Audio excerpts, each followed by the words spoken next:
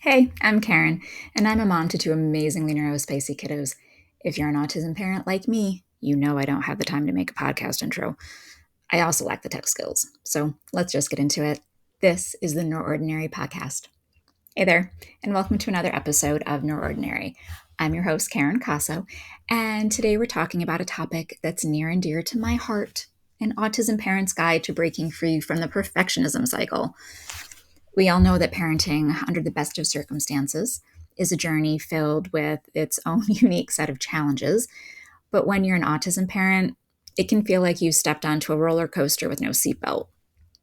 The pressure to appear like we have it all together, to have all the answers, to control every situation, especially when our kids are struggling, it can be utterly overwhelming. That's why in today's episode, we're going to talk about something that many of us struggle with, and that's perfectionism.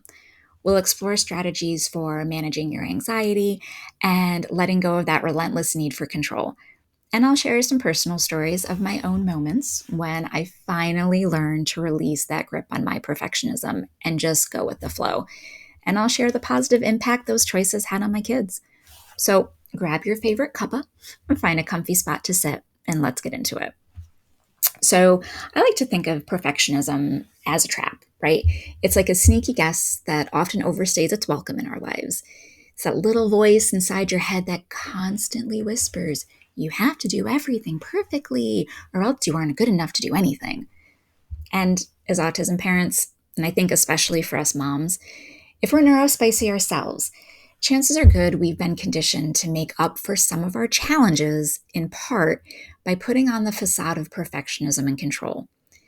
Now, we know that we all want the best for our children, and we tend to put enormous expectations on ourselves. But if we control every aspect of our child's life, we think we can protect them from every harm or every difficulty, and probably even make our lives as their parents a little bit easier. But here's the truth: no level of control like that is possible to keep going for very long. It's also unhealthy. So that's why it's really important that we learn to manage these feelings when they come up so that we can overcome them and live a healthier, happier life for ourselves and our kids. So, how do we manage the anxiety that comes from perfectionism? Because perfectionism is an anxiety based challenge. So, for me, perfectionism is that feeling deep in my bones that says, I'm not safe unless things are perfect and I'm in total control of a situation. So, what we're going to do is dive into some strategies that have helped me and just might work for you too. So, strategy number one that I use to try to overcome perfectionism is to practice self compassion. First and foremost, I think it's essential to practice self compassion because you're giving yourself the same understanding, empathy, and kindness that you would offer to a friend or your child, right? You're doing the best you can, and it's okay to not be perfect. It's okay to make mistakes. We are often so much harder on ourselves than we would ever even dream of being on others. Strategy number two for me has been to set realistic expectations. So, those realistic expectations, not only for me, but for my child. So, understanding what they're capable of, what is realistic in any given circumstance. And part of that for me has been understanding that progress in the autism parenting world often comes in small steps. So instead of having everything eventually just end up being wonderful, what I found is that celebrating the little victories along the way really helps me to reframe the way I'm looking at things and to keep a positive mindset. And I do mean celebrate the little victories. So you and your family deserve to celebrate your milestones, no matter how small they may seem to somebody else. Strategy number three is seeking support. So don't hesitate to look to friends, family, or professionals for support. You do not have to carry the weight of the world on your shoulders, and you shouldn't have to. Reach out for others who can offer guidance, share their experiences, and remind you that you are not alone on this journey. If you have a partner, don't deny them the joy of helping with the hard things. You aren't doing anyone any favors by constantly being the default go-to parent. Trust me, I know. I'll list some resources that may help with this particular challenge in the show notes because this is something that my family as a whole and me in particular have really struggled with. So now what we need to move on to is talking about the importance of relinquishing control. And this is a tough one. I remember vividly when I realized that holding on to control so tightly was it doing more harm for myself and for my family than it was doing any good. Full disclosure that, like I said before, perfectionism and the need to control things are areas where I have struggled a lot. They are also two areas where I've had the most opportunity for growth. So there you go. Probably one of my biggest lessons came when my husband left his full-time engineering job. It was about 2 years ago.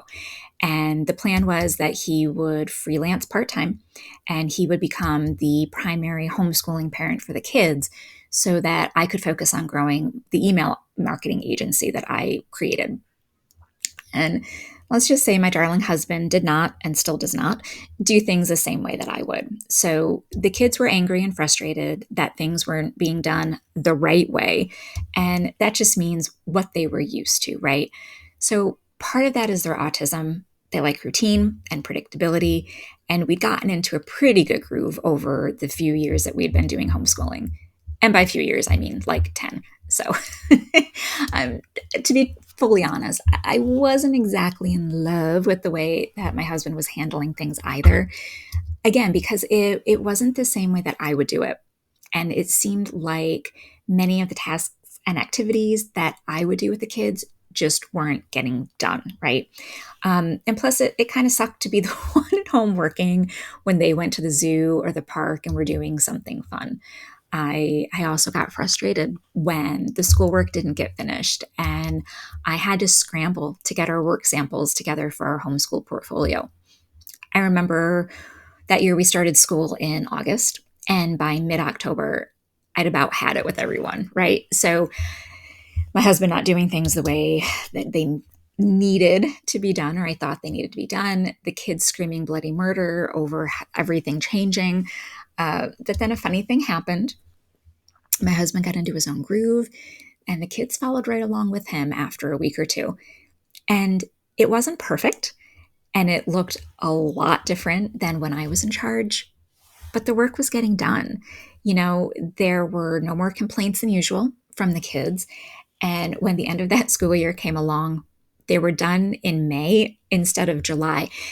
And that's because dad didn't give in to all the kid complaints and take the same number of mental health days that mom would. And there were a lot fewer spontaneous trips to Sonic for slushes and tater tots because we just had a horrible day and I was done trying to argue about math and it was time to just get out of the house and go to the park.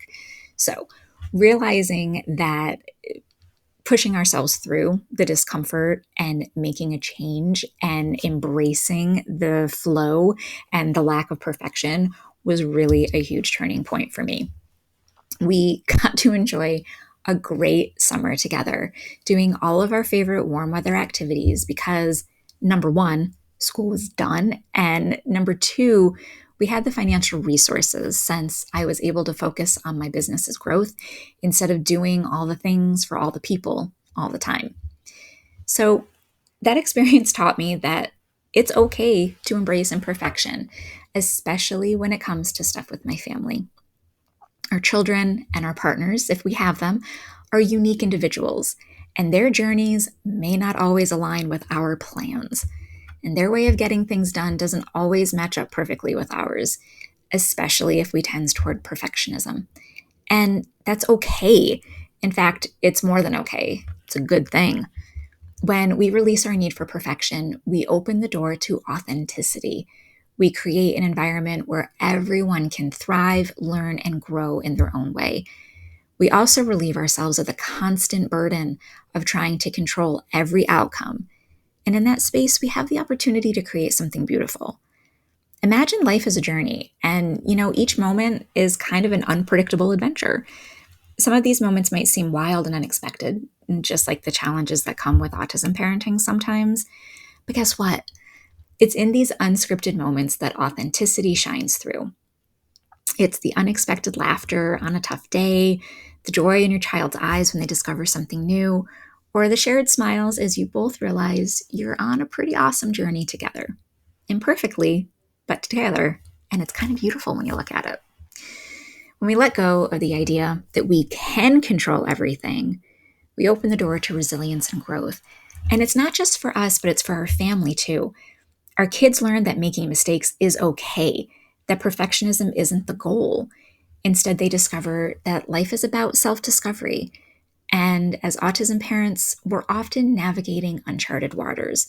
With our kids' unique needs and neurodiversity, are open to making each day an adventure, right? So, embracing imperfection means embracing that uncertainty and realizing that growth often comes from the unexpected twists and turns. And when we embrace imperfection, we're actually celebrating our children's vibrant uniqueness and their neurodiversity. We let them express themselves authentically, and we're there to support them on their journey. By not trying to control everything they do or every mistake they make, we're giving them the chance to discover for themselves all that they need to learn and discover. We can allow our children's personalities, preferences, and talents to blossom freely. It's pretty amazing to witness your child's growth and self-discovery once they feel free to be themselves. But here's the thing. Embracing imperfection isn't about chaos or settling for less for yourself or for your child. It's about realizing that life is a journey and it's filled with genuine connections if you let it be. It's about finding joy in the unexpected, beauty in the unscripted, and love in the imperfections. So here's my advice for my fellow autism parents. Let go of the need for perfection. Embrace authenticity together with your unique family. You'll be able to create a life that's truly yours.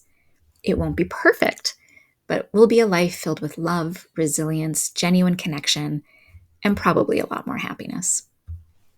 So, what I've discovered is that perfectionism and the quest for absolute control, it can be exhausting and detrimental. And I say it's time to let go of the unrealistic expectations we place on ourselves and our kids. Embrace the imperfections, the messiness, and the unpredictability of this journey. Remember, you're not alone. Seek support, practice self-compassion, and celebrate those small victories. Whenever that perfectionism monster rears its head, remind yourself that you're doing an incredible job, because you are. Thanks for listening. New episodes of the NeurOrdinary podcast drop every Thursday. Don't forget to like and subscribe. And if you're feeling generous, leave a comment or review to let me know what you thought about today's episode. And if you found this episode helpful, please share it with other autism parents you know who might benefit from these insights. And whatever you do, keep it spicy.